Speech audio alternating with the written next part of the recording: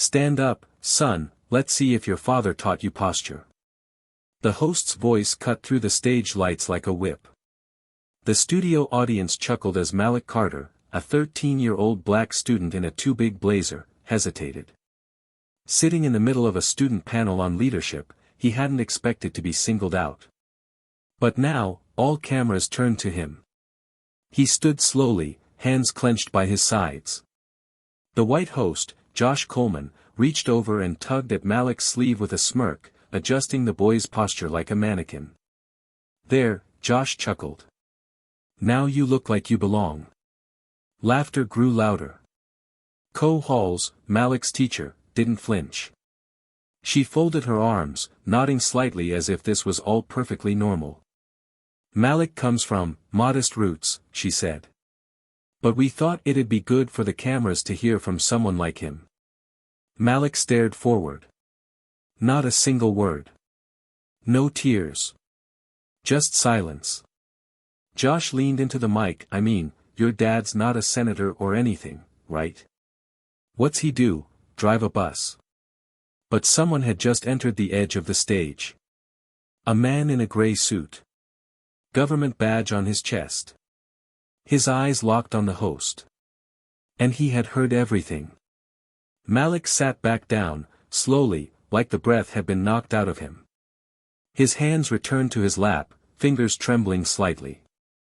The cameras rolled on, the audience laughing lightly as the next student was introduced. But Malik's eyes stayed fixed on the floor. His teacher didn't look at him. No one did. Then something fell.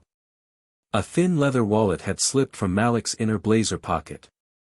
It hit the floor with a soft thud, and from it slid a small laminated photo, creased at the corners, but clear. A younger Malik, barely 5, sitting on the shoulders of a tall man in uniform. A shiny federal badge glinting on his chest. The host didn't notice. But a stagehand nearby did. She bent down to hand it back, pausing just long enough to glimpse the photo. Her eyes widened. She looked toward the edge of the stage. And at that moment, Malik finally moved. He reached down, gently picked up the wallet, and stared at the image. His thumb brushed the badge on the photo. For a moment, the laughter faded in his ears. Flashback. A hospital corridor. A younger Elijah Carter shouting for a doctor as a woman, Malik's mother, was wheeled past. She needs oxygen now. But the nurse glanced at her wristband and shook her head. We're at capacity. The door closed. Elijah never spoke of that day again. And he turned down the federal promotion 3 weeks later. Now, he stood again, this time, just off stage. And his son had said nothing. The stage lights glared hotter now. The host rambled through scripted questions to the next student, unaware that the energy in the room had shifted. Malik sat stone still. The photograph was back in his pocket.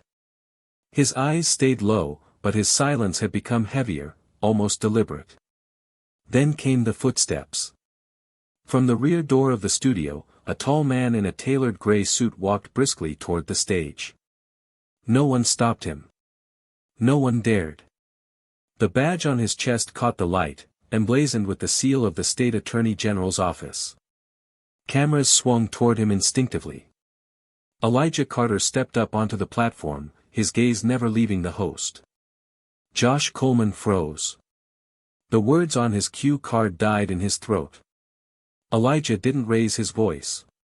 He simply placed a white card on the table before the host. I'm here on behalf of my son, he said. The boy you tried to humiliate. Josh glanced down. The card read, Elijah D. Carter, State Attorney General. I don't need your apology, Elijah continued, voice calm but razor-sharp. I need you to stop teaching this state how to mock children who look like mine. Silence fell over the room. Even the director behind the camera didn't speak. Co Halls stepped back. A stagehand fumbled and dropped her headset. Malik didn't smile. He didn't even look up.